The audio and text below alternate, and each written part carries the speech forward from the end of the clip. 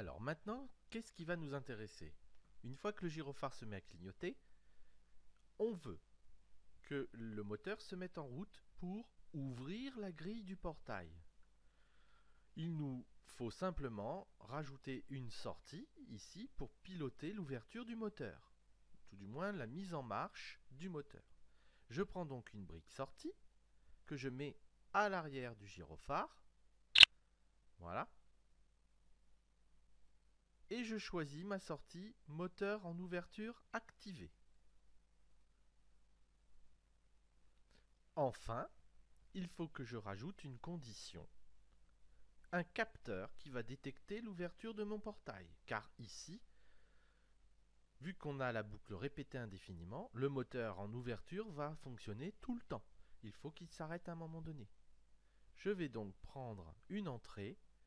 Si quoi? Eh bien si le capteur ouverture est activé, qu'est-ce qu'on doit faire? Eh bien on va éteindre le moteur d'ouverture, c'est-à-dire le moteur d'ouverture ici, on va le désactiver.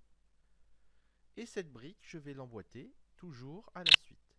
En résumé, lorsque j'appuie sur le bouton poussoir, la lampe va être activée, elle s'allume, le gyrophare va être activé pendant une demi-seconde, puis va se désactiver pendant une demi-seconde, et le moteur de la grille va s'ouvrir, il va être activé.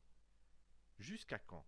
Eh bien, jusque lorsque le capteur d'ouverture va être activé, ça veut dire que la grille est ouverte.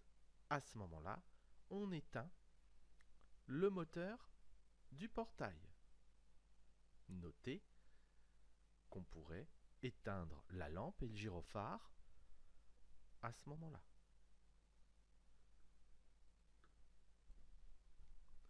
Mais nous allons tester ce programme pour voir ce qui se passe. Même chose, je clique sur exécuter.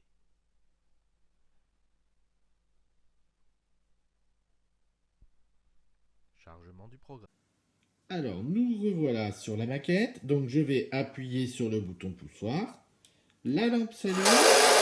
Le gyrophare clignote et enfin le moteur met en route la grille de portail. Lorsque le capteur va être activé, on va pouvoir éteindre le moteur. Voilà. Le moteur est désactivé puisque le capteur a été mis en route. Notez que le gyrophare clignote toujours et la lampe reste allumée. La voiture peut alors passer.